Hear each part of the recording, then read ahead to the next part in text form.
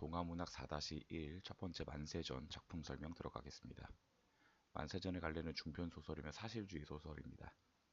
그 당시 사회상을 사실적이고 비판적, 자조적으로 바라보고 있고 1인칭 주인공 시점을 사용하고 있습니다. 만세전의 배경은 3.1운동 만세 전이고요. 만세운동 전이고요. 일본에서 조선으로 돌아오는 여정을 배경으로 내용이 전개가 되고 있습니다. 주제는 지식인의 눈으로 바라보는 일제강점기 암울한 조선의 현실을 나타내고 있으며 일본에서부터 조선으로 돌아오는 여정을 중심으로 내용이 전개되기 때문에 여러용 소설에 해당합니다. 그 당시 세태를 상세하게 묘사하고 있으며 사실적으로 그리고 있는 특징이 있습니다.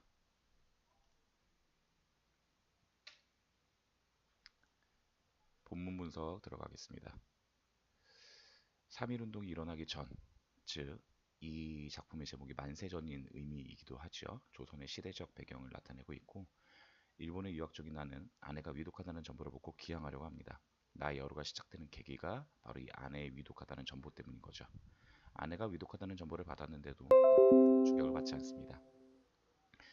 그 이유는 아내가 위독함에도 불구하고 나는 그 사실에 대해서 무덤덤한 태도를 보이고 있다는 거죠. 기차가 시간까지 여유가 있다는 이유로 단골 술집으로 가 여급 정자를 만나 술을 마시고 기차를 타고 가는 도중 고베에 내려 서울에서 알고 지내던 대학생 을라를 만나는 등 늑장을 부립니다. 여기서 기차는 굉장히 중요한 소재가 됩니다. 여러용 소설 속에서 주요 장치로 기차와 배가 등장하는데요.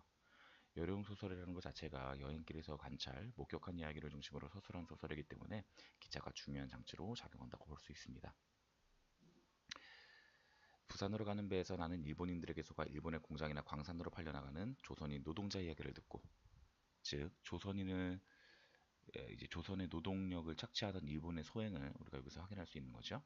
그래서 민족 수탈의 현실을 읽어낼 수 있습니다. 조선의 비참한 현실을 깨달으며 개인주의적이고 책상물림인 자신의 모습에 부끄러움을 느끼고 있습니다. 즉 지식인으로서의 자각 또는 자책이라고도 볼 수 있을 것 같습니다. 부산에다 또 한 번 이런저런 조사를 받고 거리로 나선 나는 조선의 참담한 현실을 눈으로 직접 확인하고 놀랍니다. 서울행 기차를 타고 가다 나는 김천역에서 내려 마중 나온 형님을 따라 나섭니다. 형님은 아들을 못 낳았다는 이유로 새 형수를 맞아들였고 나는 이에 대해 불만을 느낍니다. 여기서 우린 남아선호 사상을 읽을 수 있겠죠? 형은 총독부 법에 의해서 지금부터 무덤은 공동묘지밖에 쓸 수 없다는 산소 걱정을 하고요. 김천역에서 다시 기차를 타고 서울로 향하며 자신을 일본에서부터 미행하고 있는 형사와 곳곳에서 조선인을 감시하는 일본 헌병 때문에 두려움과 함께 불쾌감을 느낍니다. 여기서 우리 또한 당신의 일본은 이제 조선의 지식인을 몰래 미행하고 행동을 감시했다는 것도 읽을 수가 있겠습니다.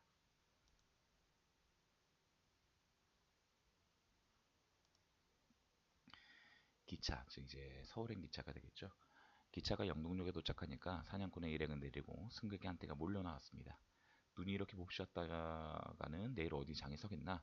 오늘도 얼마 손인지 알 수가 없는데 공연히 우는 소리 말게. 우는 소리는 이렇게 이제 엄살을 부리는 거겠죠. 누가 빼앗아가나? 허허 하며 장군 같은 일행이 들어와서 자리들을 잡느라고 어수선하게 쿵쾅거리며 주거니 받거니 제각기 떠들어댑니다. 정거장에 도착할 때마다 드나드는 순서와 헌병보조원이 차례차례로 한 번씩 휘돌아 나가자. 그러니까 조선인에 대한 감시가 일상화되어 있다는 거 확인할 수 있겠죠. 기차는 또다시 움직이기 시작합니다. 내 앞에는 역시 갓에 갈모를 쓰고 우산에 수건을 메어든 30 전후의 촌사람, 서술자의 눈에 비친 등장인물의 외양을 묘사하고 있습니다. 곰방담배 때에 염초, 잎담배를 부스러뜨려 힘껏 담고 나더니 두루마기 속에 손을 넣어서 이 주머니 저 주머니를 한차 뒤적거리다가 내 옆에 성냥이 놓인 것을 보고 이거 잠깐만 하며 내 얼굴을 뚫어지게 들여다봅니다. 가챙이로는 구격에 맞지 않게 손끝과 머리를 끄덕이며 이제 구격이라고 하는 건 뭔가 격식 이런 걸 의미하겠죠.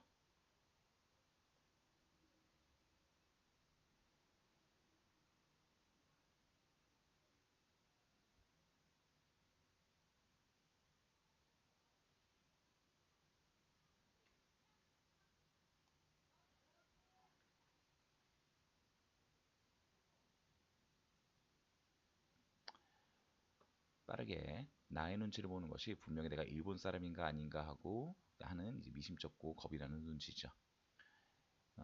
나는 웃으면서 성냥통을 집어주었습니다. 담배를 붙이고 난 장군은 또 한 번 고개를 끄덕하며 나에게 성냥갑을 도로주고 나서 이제는 안심하였다는 듯이, 그러니까 내가 조선인이라는 걸 이제 확인했다는 거죠. 싱글싱글 웃으며 나의 얼굴을 밀거니 치여다보는가 보다가 우리 인사합시다 하며 번잡스레 말을 붙입니다. 나는 몹시 덜렁대는 위인이라고 생각하고 웃으며 하자는 대로 했습니다. 통성명을 하자는 상대에 대해서 내가 판단한 건 몹시 덜렁대는 위인이다.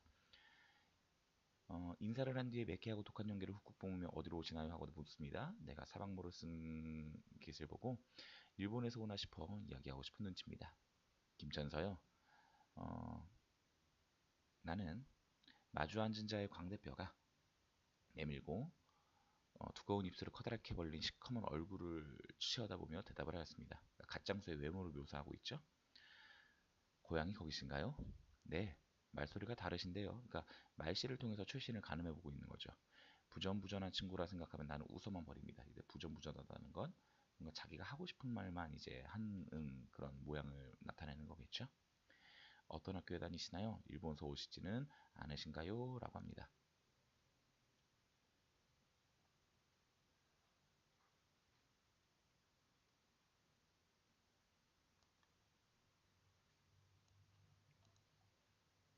무료한 듯이 잠자코 앉았다가 또다시 묻습니다. 어떻게 하슈? 나는 웃으며 되물었습니다. 아, 일본 갔다가 오시는 분은 모두 그런 양복을 입으십디다 그려 하며 걸자는 글을 낮잡아 이랬는 말이겠죠. 외투 위로 내다보이는 학생복 깃에 달린 금글자를 바라보고 웃었습니다. 일본 유학생이더구나. 합병 이후로는 신시대 신지식의 선구인인 듯이 치어다보이는 때라. 아, 그 당시 시대 분위기를 요약적으로 서술하는 부분이 바로 이 부분이고요. 이촌 청년도 부러운 눈으로 나를 자꾸 쳐다보며 이것저것 묻고 싶으나 무얼 물을지 몰라서 망설이는 모양 같습니다. 당신은 무얼 하슈? 나는 대답 대신에 딴소리를 하였습니다. 네, 갓장사 다니는 장돌뱅입니다. 라고 얘기하죠. 그러니까 장돌뱅이라는 건 뭐예요? 그 이리저리 장을 돌아다니면서 물건 파는 장소를 낮잡아 이러는 거죠. 그는 자기 스스로를 낮추는 듯이 묻지도 않으며 자기 입으로 장돌뱅이를 합니다. 가시요? 그래 요새도 가시 잘 팔리나요? 그저 그렇지요. 촌에서들은 그래도 여전히 갓을 쓰니까요. 그래서 아직까지 시대상이 갓을 쓰는 시대상이 남아있구나 확인할 수 있고요. 나는 좀 의외로 생각했습니다. 두 사람은 잠깐 말을 끊었다가 다시 물었습니다. 그러나 당신부터 왜 머리는 안 감고 세상이 바뀌었을 뿐 아니라 귀찮고 돈도 더 들지 않소. 그래서 이제 상투머리를 신식머리를 바꾸는 그 당시 세태를 반영하고 있고요. 웬걸요? 촌에서 머리를 깎으면 더 패롭고 돈도 더 어떻게 된다? 그죠? 많이 든다.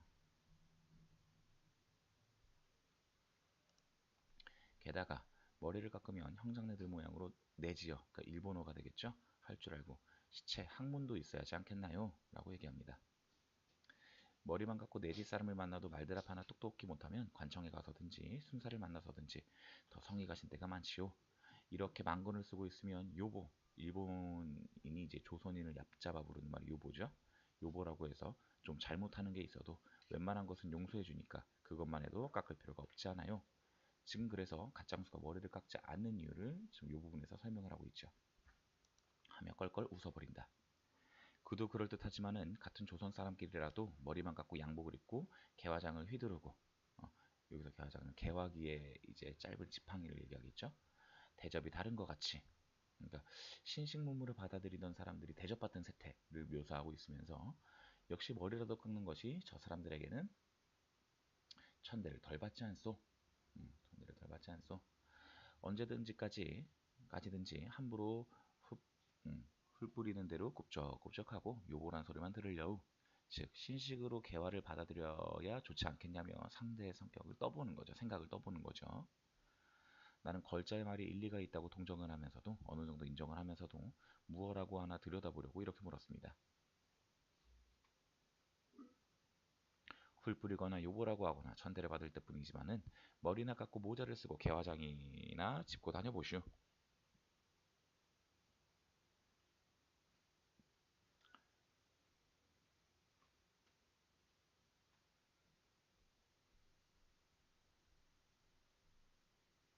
가는 데마다 시달리고 조금만 하면 뺨때기나 얻어맞고 유시장 구경을 한 달에 한두 번씩은 할 테니 당신네들은 일본어 내지어나 능통하시지요. 하지만 우리 같은 놈들이야 맞으면 맞았지 별 수 있나요?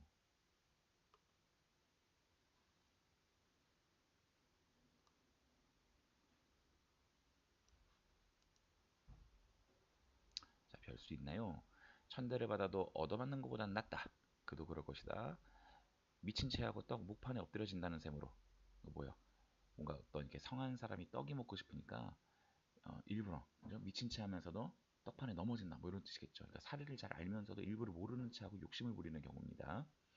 셈으로 미친 채하고 어리광 비슷한 수작을 하거나 스라소니 행세를 하거나 하여서 어떻든지 저편의 호감을 사고 저편을 웃기기만 하면 목존에 닥쳐오는 핍박은 면할 것이다. 속으로는 요놈하면서라도 자,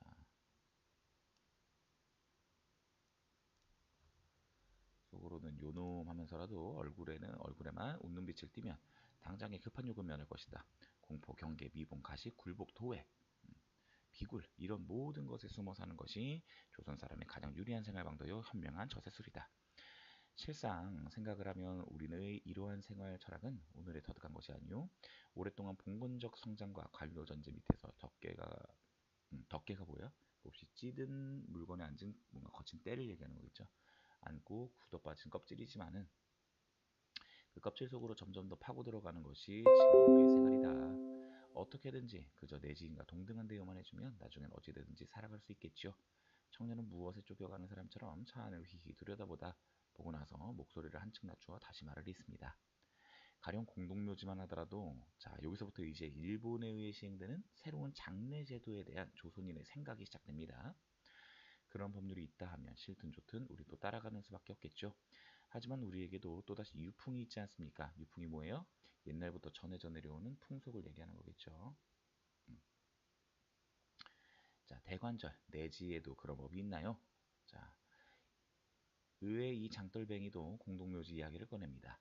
아까 형님한테 한참 설법을 듣고 오는 길에 또 이러한 질문을 받고 보니 언제 규정이 된 것이오? 어떻게 시행하라는 것인지는 나로서는 알고 싶지도 않고 그까짓 것은 아무렇거나 상관이 없는 일이지만은 아마 요사이 경향에서 모여 앉으면 꽤들 문제거리, 화제거리가 되는 모양이다. 그래서 이제 공동묘지법이 세간의 가장 큰 문제라는 걸 확인할 수 있죠. 관심사라는 거. 나는 한번 껄껄 웃어주고 싶었으나 그리할 수는 없었다라고 합니다.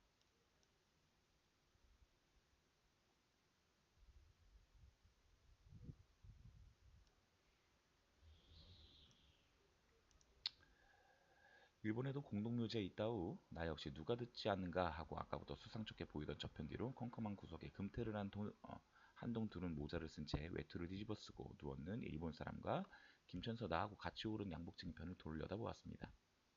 그러니까 대화를 감시하는 이가 없는지 뭔가 주변을 둘러보는 나의 모습이 나타나 있죠. 그죠?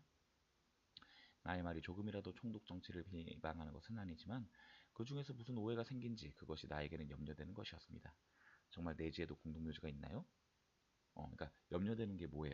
그 자신의 말이 총독 정치에 반하는 내용으로 오해받을까가 염려를 하는 거죠, 지금.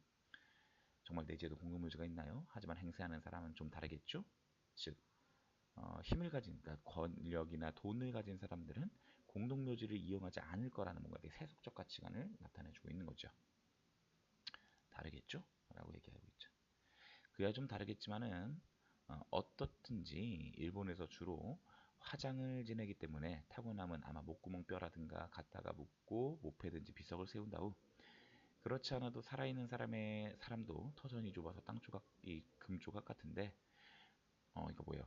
여기서부터 이제 공동묘지의 필요성을 말하는 나의 현실적인 관점이 드러납니다. 죽는 사람마다 넓은 터전 차지하다가는 그리고 모두 그러니까 무덤을 만들다가는 이 세상에 무덤만 남고 말지 않겠소? 허허허 라고 하면서 이제 나의 현실주의적인 관점이 나타나고 있는 거죠.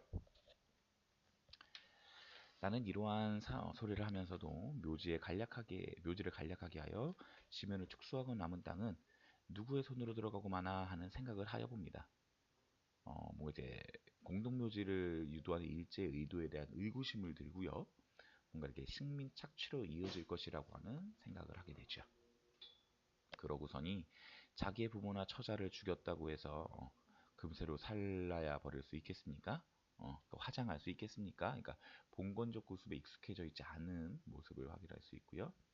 더구나 대대로 내려오는 제 집 산소까지를 이라고 하며 조선의 전통 장례 문화와 다른 화장 문화에 대한 거부감, 그죠? 그러니까 나와 다른 의견을 보이는 갓장수의 모습을 확인할 수 있습니다. 이 사람은 나의 말이 이 사람은 나의 말이 옳다는 모양으로 고개를 끄덕끄덕하면서도 그래도 반대를 했습니다.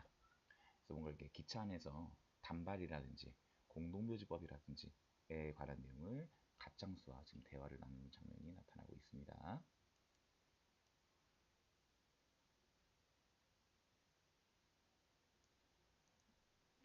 자정이나 넘은 뒤에 차는 대전에서 와서 나왔습니다. 대전역에 도착했죠. 이거 서울로 올라오는 기차입니다.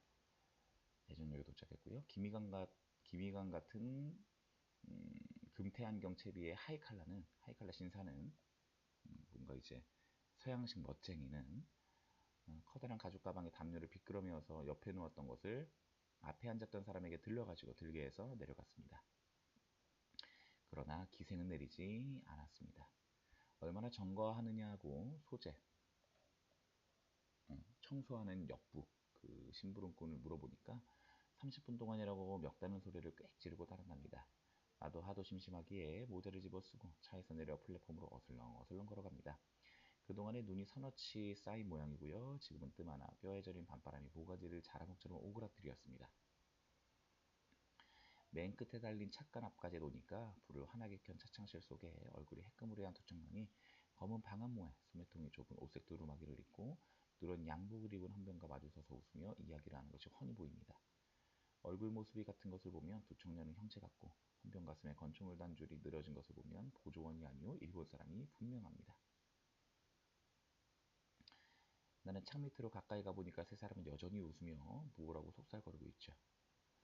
그러나 청년들의 어설프게 웃는 낯빛과 입술이 경련적으로 위로 뒤틀린 것은 공포 그것 같았습니다. 즉 오여 청년들이 헌병을 뭐하고 있다? 무서워하고 있다라는 거죠. 스파이는 아니군 하는 가벼운 생각으로 나는 발길을 돌이켜 목책으로 나무로 만든 울타리가 되겠죠. 막은 입구 앞으로 가서 내 손을 열고 나갔습니다. 아무도 막지 않은 좌우편으로 눈발이 쳐들어오는 횡댕그러 안 속에는 한가운데 난로랍시고 놓고 그 가에 옹기종기 사람들이 모여섰습니다.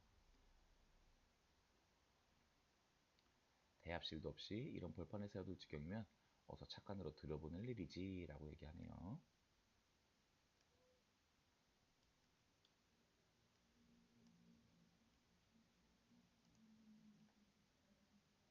나는 이런 생각을 하며 난로 옆을 흘금 내려다보니까 결박을 지은 범인이 대사람이나 오들오들 떨며 나무 의자에 걸터앉고 그 옆에는 순사가 셋이서 지키고 있는 것이 눈에 띄었습니다.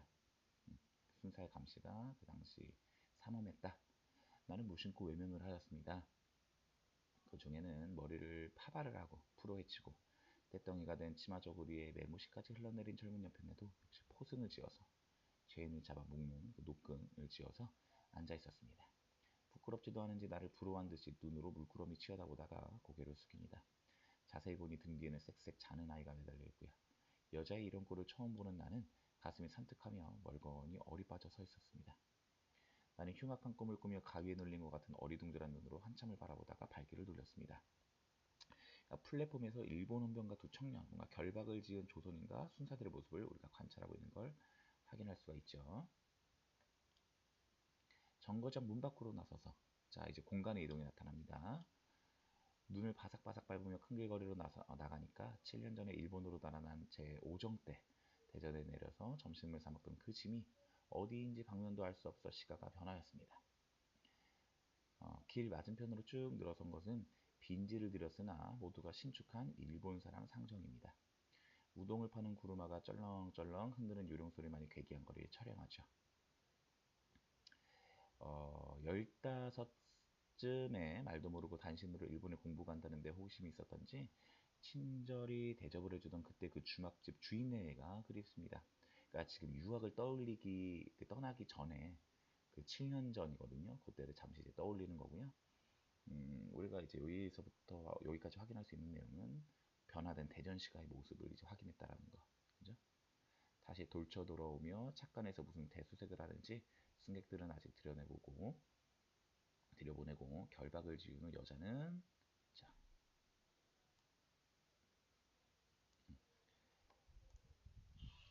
어부네가 깨어서 보채니까 일어서서 서성거립니다. 젖이나 먹으라고 좀 풀어보내줄 일이지. 자체 뭐예요? 포승줄을 묶여서 아이에게 젖을 주지 못하는 모습에서 안타까움을 느끼거나 뭔가 적극적으로 느끼긴 하죠. 근데 적극적으로 나섭니까? 나서지는 않죠. 하는 생각을 하니 곁에 시퍼렇게 얼어서 앉은 순사가 불쌍하다가도 밉살 맞죠. 그렇죠?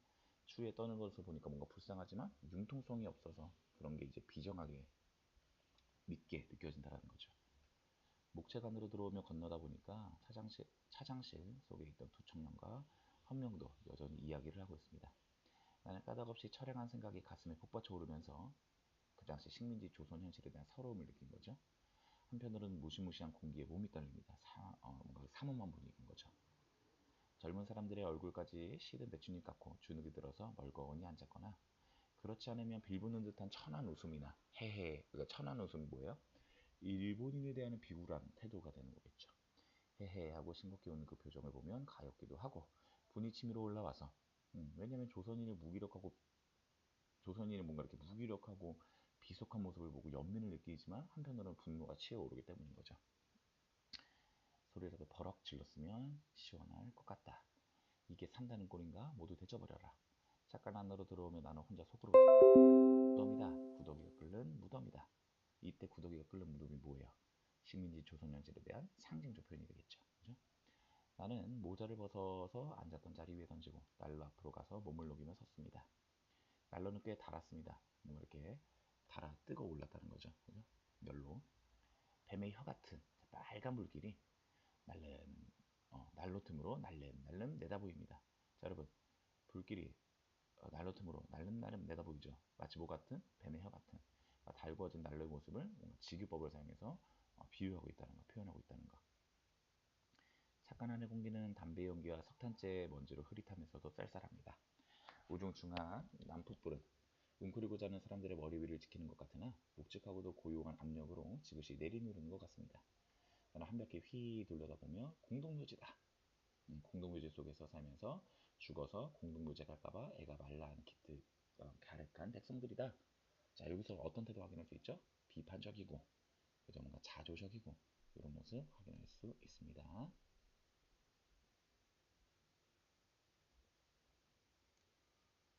하고 혼자 코웃음을 쳤습니다. 공동묘지 속에서 사니까 모두가 죽어서나 시원스런 데 가서 파묻히겠다는 것 아닌가? 그러나 하여간에 구더기가 득식을 하는 무덤 속이다. 모두 구덕이다. 나도 구덕이다. 나도 구덕이다.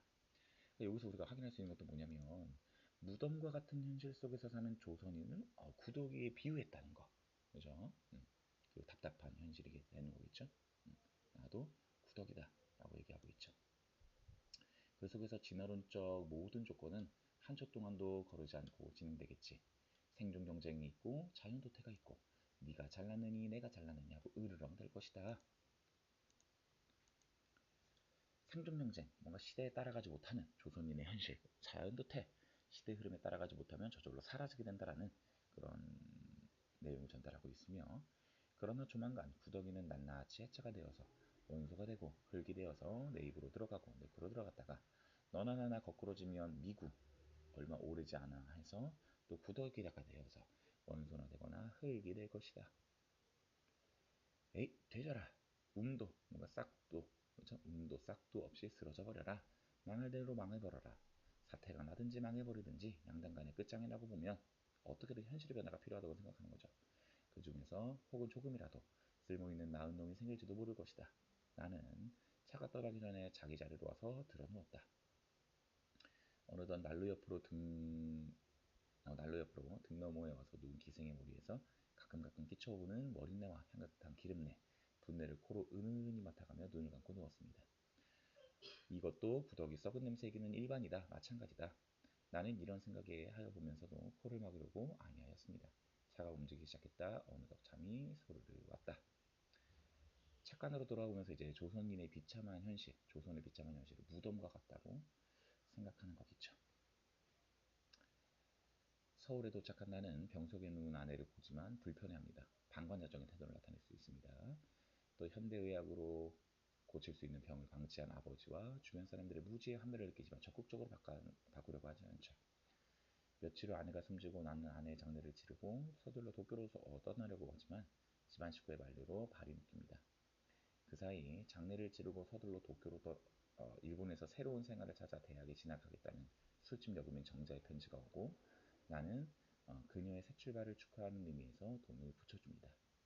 집안이고 사이고 구더기가 끓는 공동묘지 같은 조선을 떠나고 싶어하는 나는 불쌍한 아내, 사랑보다 연민이 앞섰던 가련한 아내를 생각하면서 탈출하듯이 다시 도쿄를 떠나죠. 즉 마지막까지 현실, 그렇죠. 도피적인 태도를 보인다는 것도 우리가 확인할 수가 있겠습니다. 자, 이렇게 해서 동아출판사 만세전 첫 번째 4-1 첫 번째 작품 마무리하도록 하겠습니다. 고생하셨습니다.